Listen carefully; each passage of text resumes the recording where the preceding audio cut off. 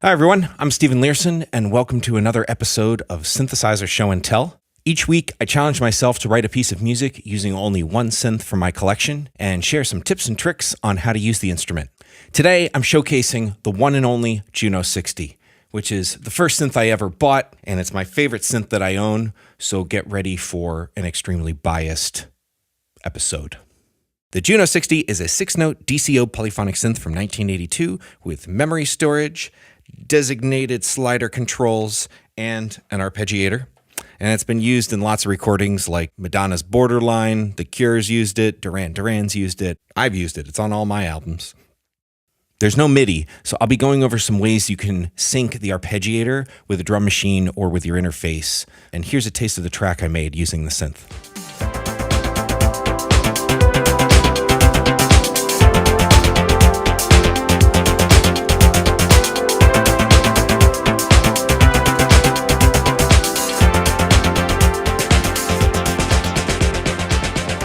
So you can sort of sync the arpeggiator by plugging in an external device to the arpeggiator clock in. The way I found this to work best is by writing a rhythm pattern with a kick sample, and then I just send that from my headphone out to the Juno arpeggiator clock. So I just play the kick sample, and then I just play the notes that I want. And then you can start messing with the frequency, resonance, envelope, whatever you want. Let's do some drums and percussion. You can use the noise and resonant filter to create hi-hats, snare sounds, and you can use the sub-oscillator to make kicks and bleepy bloops.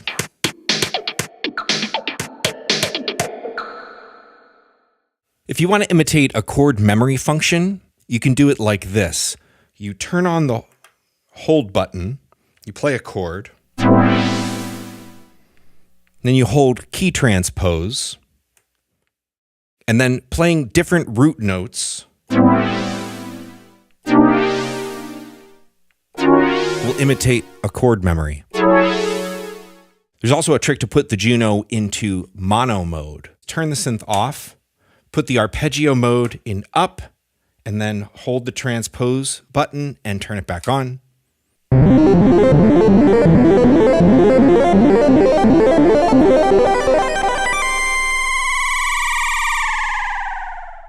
Take it out of mono mode while you're still performing, push the mode button down to the up-down position, and then you can play all your chords. Push it back up.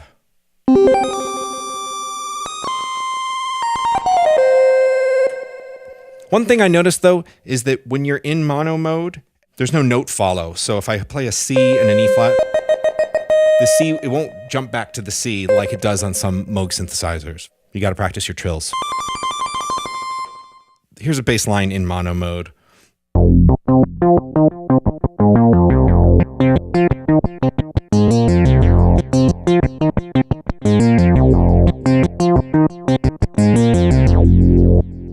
Okay, so then if I pull it out of mono mode, you'll notice it's softer. But if I pull the volume up to be the same,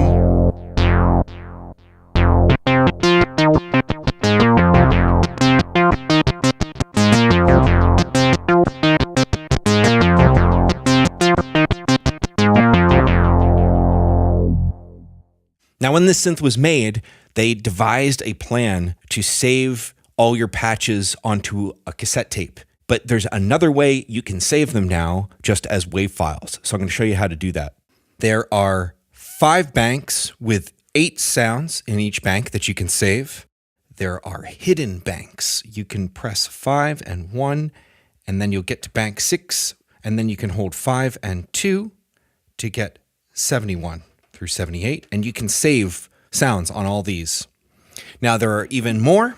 What you have to do is get a patch cable or any kind of 1/4 inch. You plug it into patch shift in the back right there. And then you're going to hold down 5 and 3, boom, 81. And then 5 and 4, boom, 91.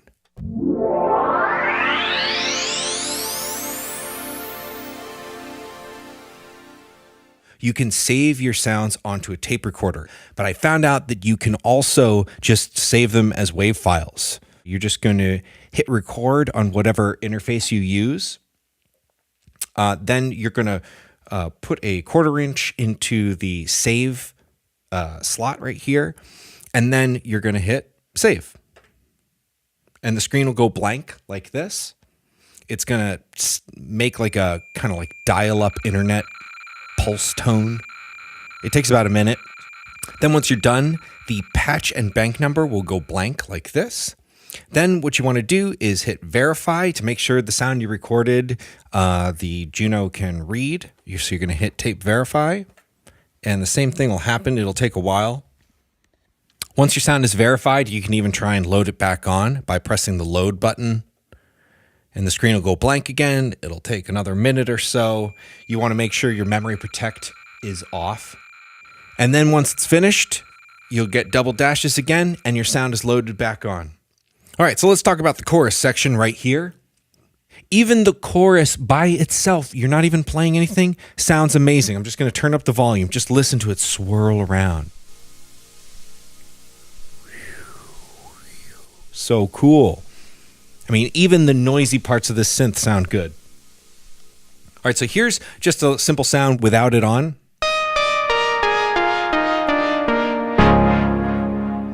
All right, but now let me turn it on.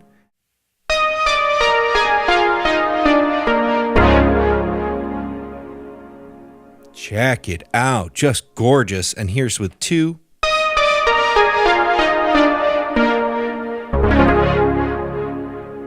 On the slow and the fast at the same time.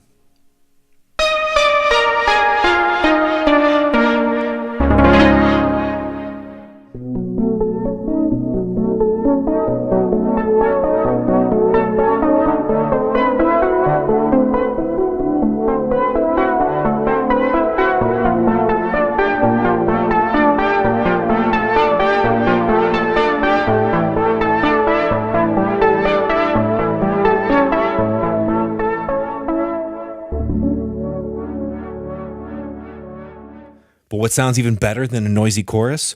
Noise. Let's add in some noise.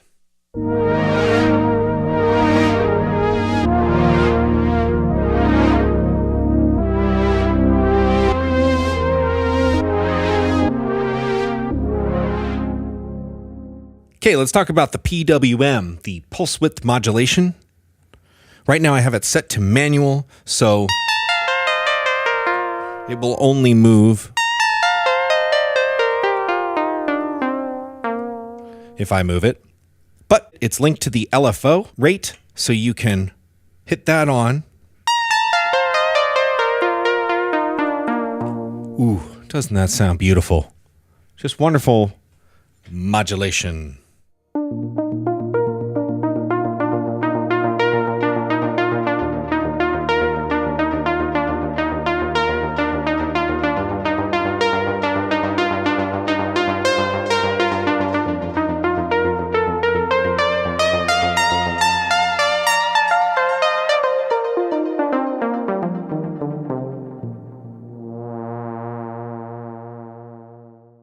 So there are some tips and tricks on how to use the Juno-60.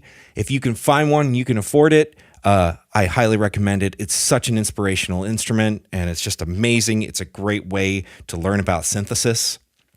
So I'm going to play for you now the track I wrote using sounds from this synth, and I got really excited about the track, so I recorded some drums and vocals too. I hope you like it. Thanks.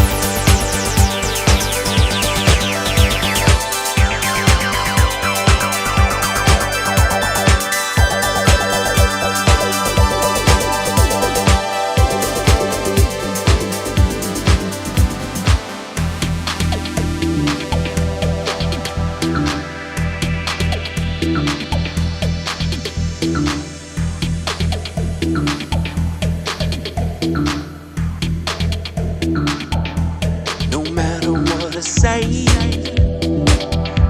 I won't be held responsible. This is the way that I embrace my vanity.